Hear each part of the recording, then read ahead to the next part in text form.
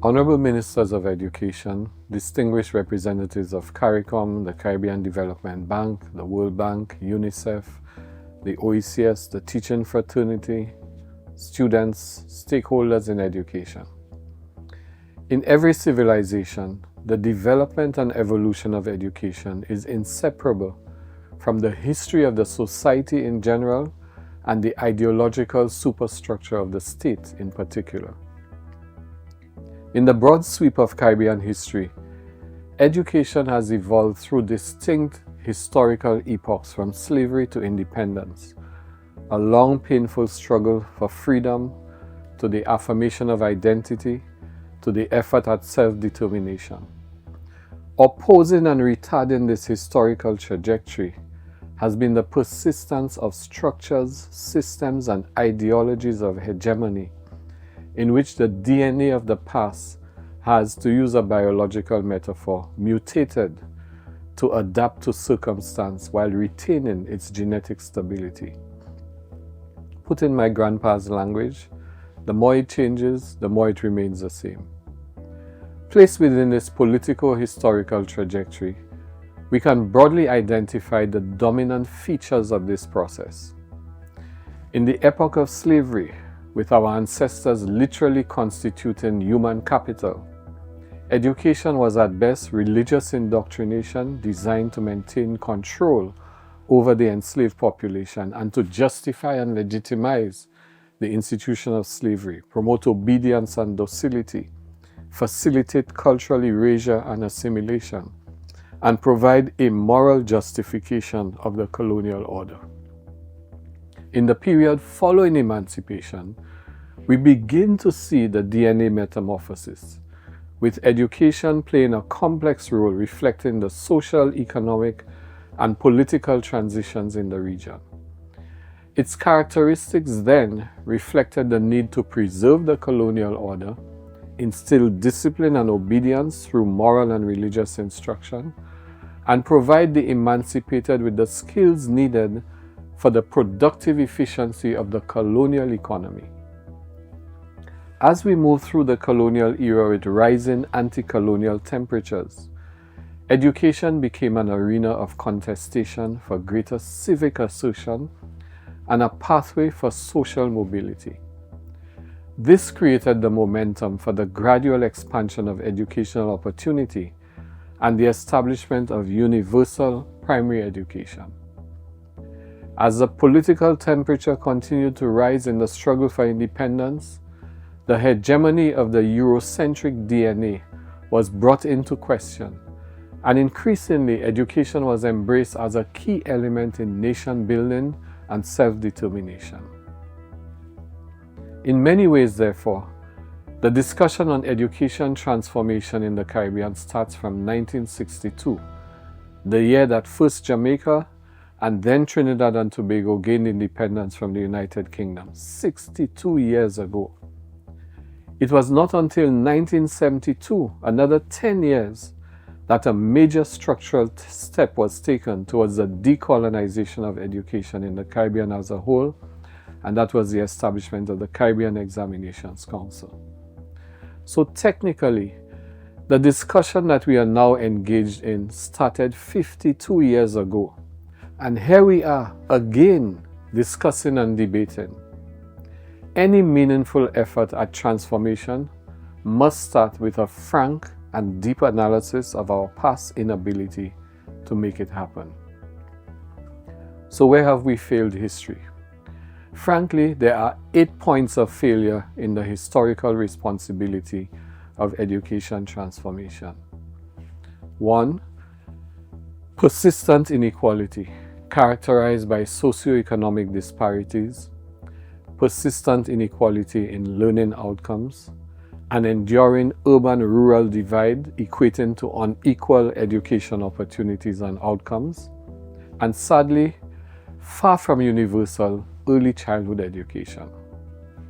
Secondly, the colonial legacy. Despite many efforts at indigenization of curricula, the cleansing of DNA is still an incomplete process, and the dominance of colonial languages, English, French, Spanish, in education still marginalizes local languages and dialects, affecting students' engagement and comprehension. Thirdly, quality and relevance of education. Outdated teaching methods are still prevalent, limiting critical thinking, creativity, and problem-solving skills. And we fall short not only in the jobs of tomorrow, but also in preparation for the contemporary social, cultural, and economic challenges of life in a volatile global, regional, and national environment. There is a yawning chasm between what is taught in schools and the knowledge, attitudes, and skills necessary for sustainable prosperity. Fourth are resource constraints, characterized by underfunding and invisible wastage. Many Caribbean countries struggle with limited financial resources, leading to underfunded schools, inadequate facilities, and insufficient educational materials. Teachers are still buying that from their pockets. On the other hand, wastage in many areas of education compounds the challenge. Contrary to our rhetorical sloganeering of no child being left behind, far too many of our children exit the system, to use Sir Ken Robinson's metaphor, as not meeting production standards and unfit for market. Here is the reality from one OECS member state between 2008 and 2013, and it undoubtedly reflects the reality for literally every CARICOM state. The cohort reaching Form 5 totals 6,186. Of that number, 5,840 sat CSEC for various reasons. But only 3,041 of them obtained acceptable grades in 5 or more CSEC subjects, which is generally considered to be the benchmark for decent wage employment.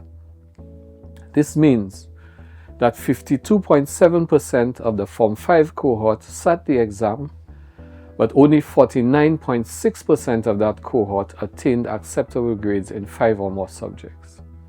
And that's not counting English and maths necessarily in the 5 subjects. Put simply, 50.4% of fifth formers were left behind.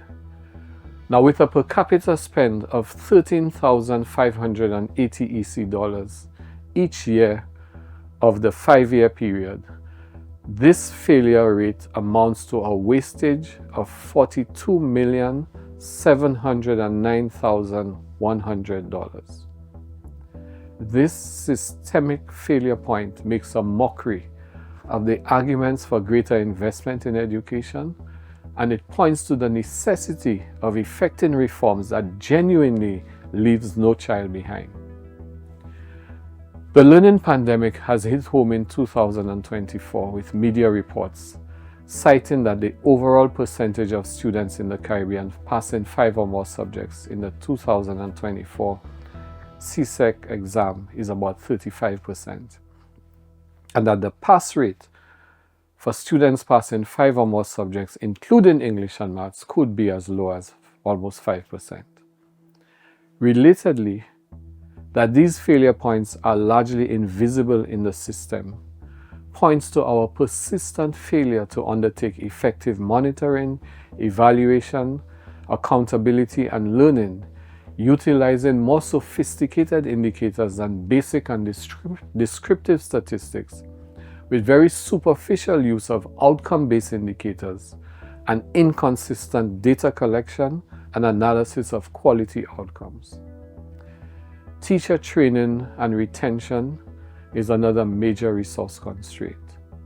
Not only is there inadequate investment in teacher training and professional development, but our models of teacher training need redesign. For years, we've spoken to the idea of teacher professional licensing, but have not had the courage of implementation, while low salaries and challenging working conditions contribute to high turnover rates among educators and our hemorrhaging of talent to North America and the UK.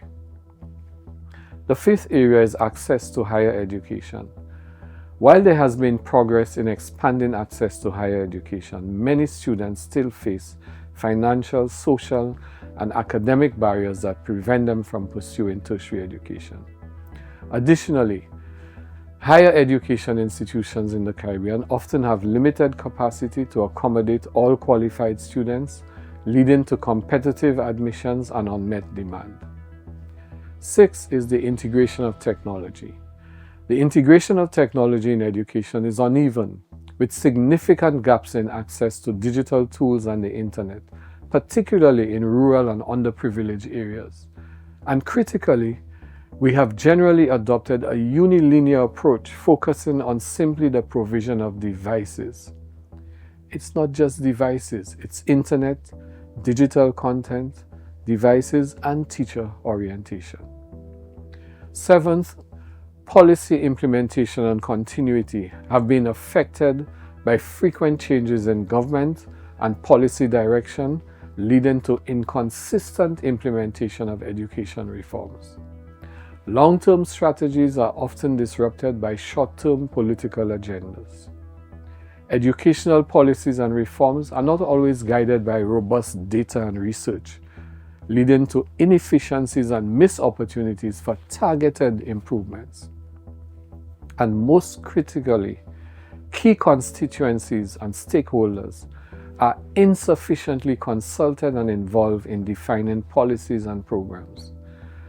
The voices of students and parents are rarely heard, and ministries of education function as command rather than as service centers. Ultimately, education transformation cannot be achieved by technocratic conversations. Yes, there is a dire need for research, not to satisfy mere academic curiosity, but to provide levers for changing the DNA of the system. Yes, there is need for curriculum design. Yes, there is need to change our modes of assessment and reinvent our pedagogy. But driving it all must be a compelling vision and consensus on purpose. 8th and finally, social issues are still not occupying front and center attention in education. It takes a village to raise a child.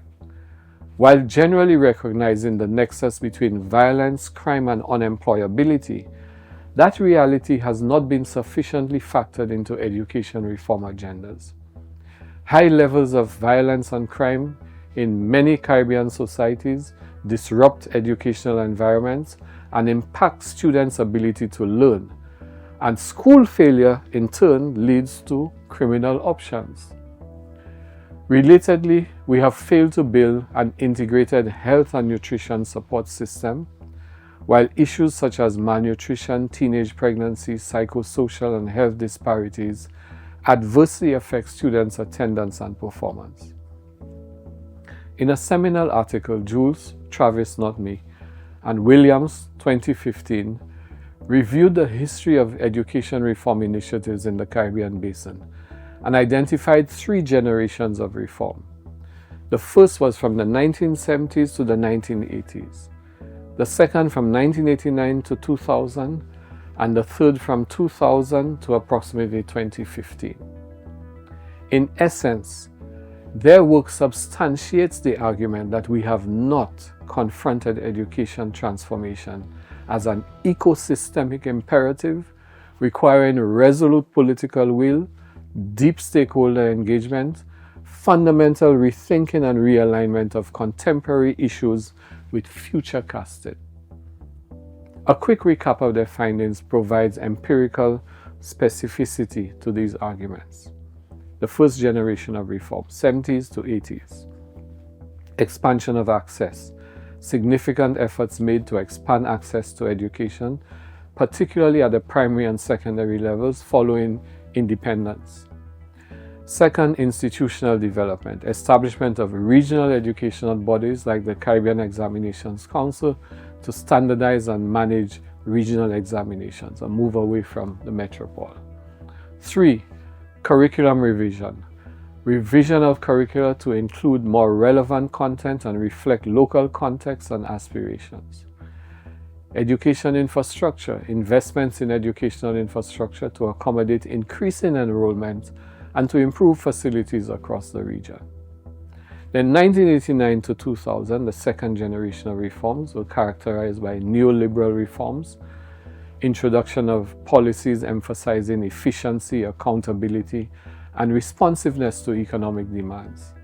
Quality improvement, a focus on improving the quality of education through teacher training programs, curriculum reforms, and assessments that are aligned with international standards. Thirdly, the expansion of tertiary education. Development and expansion of tertiary education institutions to meet growing demand and to support economic diversification. Fourth, technology integration. Initiatives to integrate technology into education, although often unevenly implemented across different countries and regions. The third generation of reforms, 2002 to about 2015. Global commitments, alignment of our work with global education frameworks such as the Education for All goals and the Sustainable Development Goals to enhance educational quality and access. On the institutional front, continued efforts to strengthen institutional frameworks, including accreditation systems to ensure quality assurance and mobility of qualifications. Teacher professionalization, an emphasis on professional development for educators to improve teaching practices and consequently student outcomes. 21st century skills, integration of skills such as critical thinking, creativity, digital literacy, and entrepreneurship into curricula to prepare students for a globalized economy, and not so deep with that effort. So where do we go from here? It starts by asking ourselves, what do we really mean by education transformation? And the answer to this question is not a technical answer, but a political challenge with deep technical implications that is only attainable by the broadest social coalition. In the long march of human history, an entire constellation of thinkers, from the ancients to the contemporary, have emphasized the why of education. The notable ancients, Socrates, Aristotle, Plato, Confucius, Isocrates, etc., all define the why of education as the following word cloud illustrates in terms of human virtue and the elevation of the human spirit.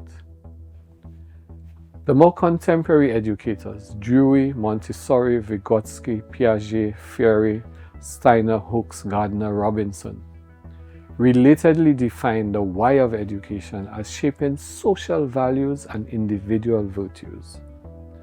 So it is the definition of purpose that has guided the shaping of education systems in every civilization. Yet it is sad that we in the Caribbean have only paid superficial attention to this question. In the post-independence Caribbean, the nearest official definition of the purpose of education in the Caribbean was the statement of the ideal Caribbean person promulgated by CARICOM in 1997. The story around this attempt to define purpose merits a study in itself, as it was both applauded for the attempt and vilified for its obtruseness.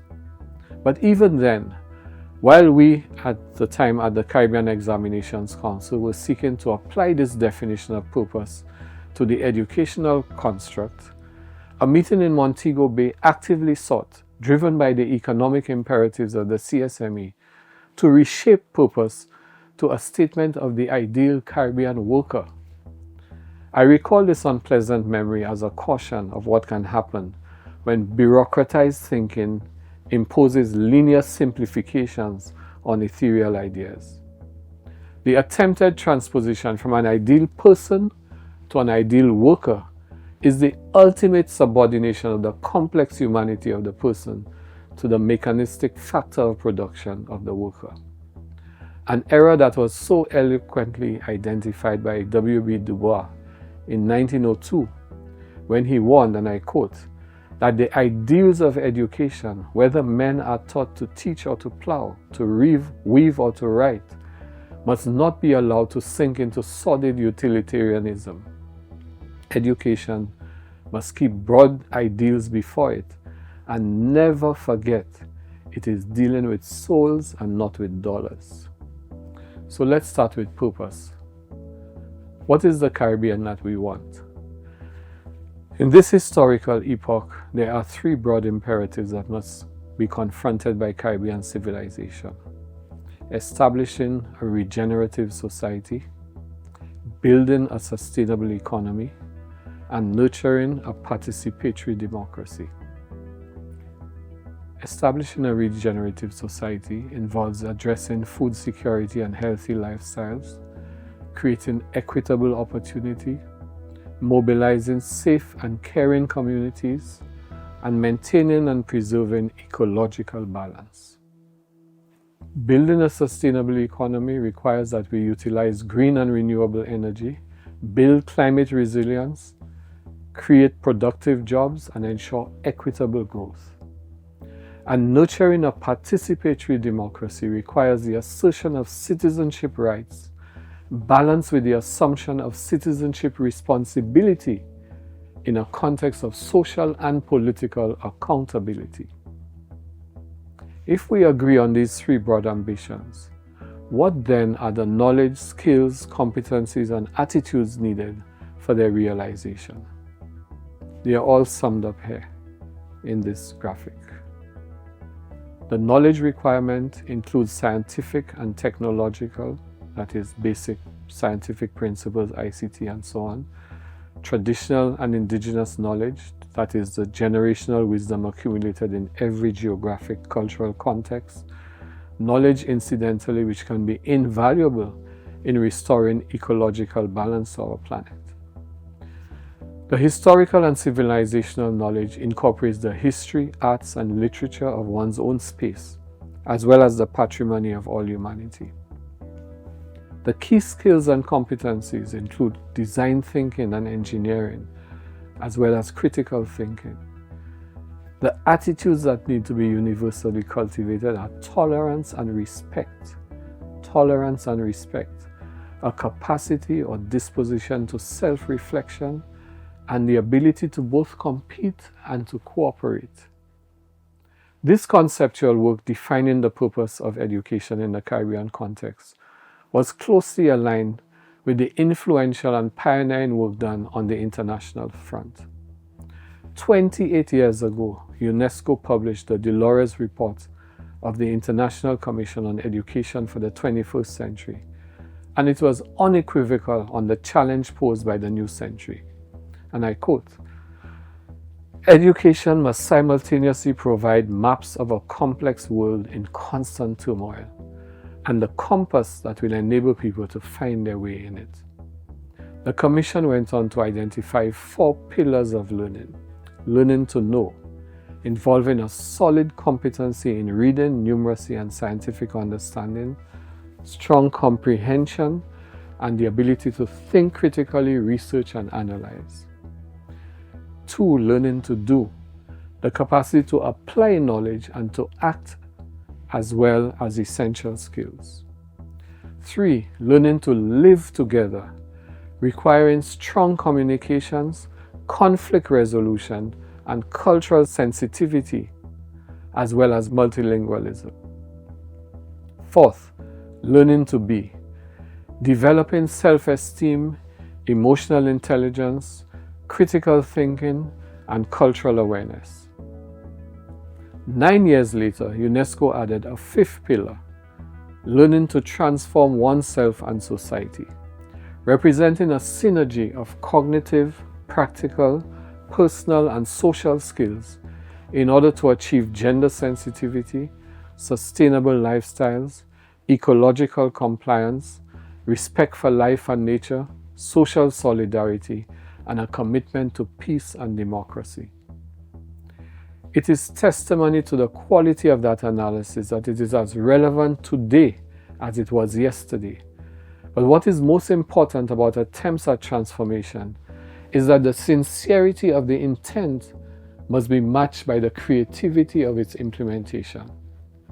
The ultimate value of such visualization is its realization. Too often we cite lofty ideas for which we have no practical construction blueprint. Transformation must be systemic, integrated, and multidimensional. And this takes me finally to the sacred principle, reinforced by the earlier analysis of the 3 generations of transformation in the Caribbean, that educational transformation can only be accomplished if our approach is systemic, integrated, and multidimensional. This simple systems map identifies some of the key elements of the transformation process and their interconnectedness. We could continue adding more granular detail to make it as comprehensive a roadmap of the changes that we plan. But this is just illustrative enough of the need to ensure that in the articulation of change, the interconnectedness and the multidimensionality of action is assured. From a high altitude perspective, considering our historical experiences in the Caribbean, considering the weaknesses of our earlier attempts at transformation, the lessons to be learned from successful efforts internationally. There are 6 major thematics that need to be elaborated in a new agenda of education transformation. First is policy and governance, because policy sets the political agenda and governance aligns the institutional apparatus to that agenda, as well as ascribes the relations of power within the process. Empowerment is key. If we overlook this political dimension, we lose the plot, because the politics of education transformation is fundamentally about the relations of power and the exercise of ideological and conceptual hegemony. From our experience, there is an obvious but ignored contestation between multilateral agencies to set their conception of the agenda as distinct from adopting a co-creational approach to the challenge of education transformation. And beyond this is the fact that influence on thought leadership is directly related to the capacity of these agencies to leverage, mobilize, and dispense resources in the fulfillment of their agenda. Suffice to say that the countries whose transformations we hold high as beacons never followed the path prescribed by multilaterals, but shaped their programs in alignment to their vision of the future they wanted.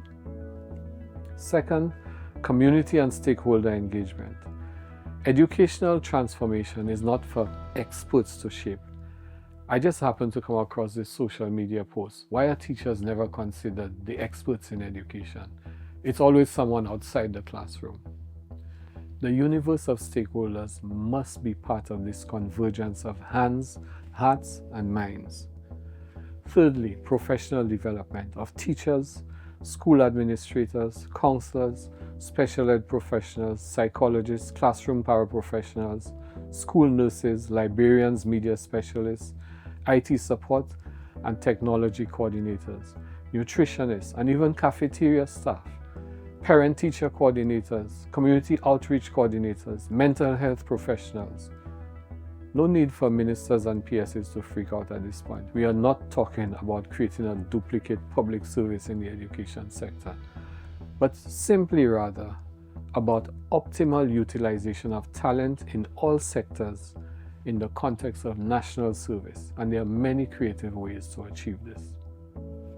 Too often, we are not committed to doing what is necessary for us, but we readily submit to what is required by others. The teacher unions in our Caribbean consistently lament the status of teachers, but they are lukewarm about the licensing of teachers. Yet, when our teachers move to greener teaching pastures, licenses is ultimately a readily accepted must. The recent debate in Jamaica on teacher shortages and the solution provides recent context. Fourth is curriculum development, as an opportunity to align learning to learn, to do, learning to be, learning to live together with the content and application of knowledge in and out of school. Fifth, technology integration. Not simply about the utilization of technology in schools, but importantly, creating and innovating with technology at all levels of the system. Six, assessment practices. When Alan Hansen in 1994 advised, and I quote, that the individual in contemporary society is not so much described by tests as constructed by them, end of quote. He has said in a nutshell how important our systems of assessment and CXC in particular are, not just for certification, but for the definition of the new Caribbean person. Other considerations. Intersecting logically as a cross-cutting imperative with professional development, community and stakeholder engagement, curriculum development, technology integration and assessment is the reinvention of pedagogy. Pedagogy is the source of energy that fuels the learning process, and it requires creative, committed, and competent professionals working with actors from every sector of society to make learning relevant, to facilitate the application of knowledge in every present and future circumstance. Pedagogy and curriculum development are inseparable because they are fundamentally interconnected in shaping the education experience. Pedagogy determines how content is delivered, ensuring that teaching methods align with learning goals and adapt to students' diverse needs. It influences curriculum content, integrates assessment practices, and provides continuous feedback for improvement. Together, they ensure that the curriculum is effectively implemented, engaging, and meets its educational objectives. They are complementary sides of the learning coin. The school, center of the gravity of the system, is in dire need of a paradigm shift. And 5 years ago, CARICOM focused on this. Extensive work was done on the new Caribbean school concept by a group which I had the honor of leading. We sought to redefine the Caribbean school in every conceptual detail, including its architecture. The new school concept took the journey of Calvary almost 5 years ago. It was approved, noted, adopted, but no effort at implementation.